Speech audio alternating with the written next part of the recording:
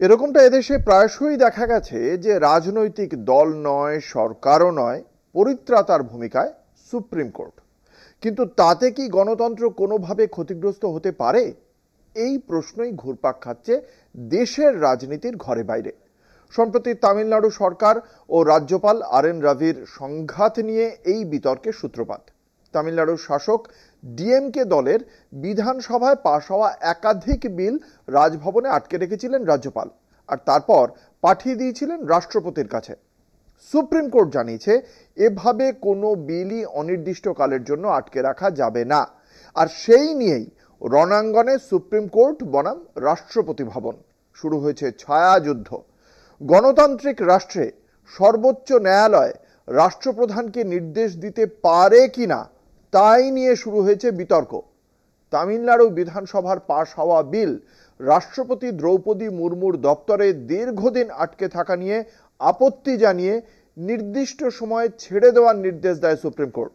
তা নিয়েই সুপ্রিম কোর্টের এখতিয়ার সম্পর্কে প্রশ্ন তুলে বিতর্কের সূচনা করেছেন উপরাষ্ট্রপতি জগদীপ ধনখড়। তাকে কেন্দ্র করেই শুরু হয়েছে রাজনৈতিক তরজা। রাজভবনের সংশ্লিষ্ট রাজ্যে নির্বাচিত সরকারের মধ্যে সংঘাত স্বাধীন ভারতে নতুন নয়, কিন্তু নরেন্দ্র মোদী জমানায় রাজভবনের সঙ্গে অবিজেপি শাসিত রাজ্যের সংঘাত পুরোদস্তুর রাজনৈতিক দ্বৈরথের চেহারা নিয়েছে। তামিলনাড়ু ডিএমকে সরকারের বিধানসভায় পাশ হওয়া 10টি বিল রাজ্যপালের অনুমোদনের জন্য পাঠানো হয়। রাজ্যপাল আর.এন. রবি তার রাষ্ট্রপতি দ্রৌপদী মুর্মুর কাছে পাঠান। মাসের পর মাস বিল আটকে থাকায় তামিলনাড়ু সরকার সুপ্রিম কোর্টের দ্বারস্থ হয়। প্রধান বিচারপতি সঞ্জীব খান্নার নেতৃত্বাধীন 3 সদস্যের বেঞ্চ তার প্রেক্ষিতে নির্দেশ দেন নির্দিষ্ট সময়ের মধ্যে বিল ছেড়ে দিতে নির্দেশ দেন রাষ্ট্রপতির উদ্দেশ্যে। সংবিধানের 142 নম্বর ধারা অনুসারে সর্বোচ্চ আদালত ওই নির্দেশ দেয়।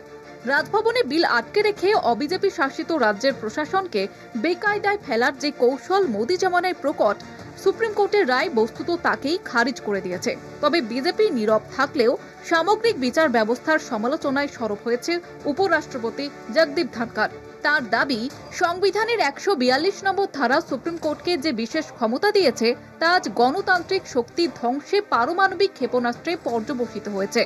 রাজ্যপালের পাঠানো বিল রাষ্ট্রপতি কতদিনের মধ্যে ফেরত পাঠাবেন সে বিষয়ে সুপ্রিম কোর্ট নির্দেশ দিলে তা রাষ্ট্রপতি ভবনের সাংবিধানিক ভূমিকাকে খর্ব করার শামিল বলে গণ্য হবে। উপরাষ্ট্রপতির মন্তব্যের বিরুদ্ধে সরব হয়েছে বিরোধীরা। ডিএমকে রাজ্যসভার সদস্য তিরুচি শিবার মতে, জগদীপ ধনখড় যেভাবে সুপ্রিম কোর্টের রায়ের সমালোচনা করেছেন তা অনৈতিক। সুপ্রিম কোর্ট কখনো গণতান্ত্রিক শক্তি ধ্বংসে পারমাণবিক ক্ষেপণাস্ত্র প্রয়োগ করতে পারে না। উপরাষ্ট্রপতির মুখে কথা মানায় না। ডিএমকের পরে ইন্ডিয়ার প্রধান শরিক কংগ্রেসও ধনখড়ের বিরুদ্ধে সুর চড়িয়ে সুপ্রিম কোর্টের রায়কে স্বাগত জানিয়েছে। কংগ্রেসের রাজ্যসভার সদস্য অভিষেক মনু সিংভির মতে, যে 142 নম্বর ধারার সমালোচনা করেছেন উপরাষ্ট্রপতি তা বাবা সাহেব আম্বেদকর প্রণয়ন করেছিলেন, যার দৌলতে সুপ্রিম কোর্টকে বিশেষ ক্ষমতা দেওয়া হয়।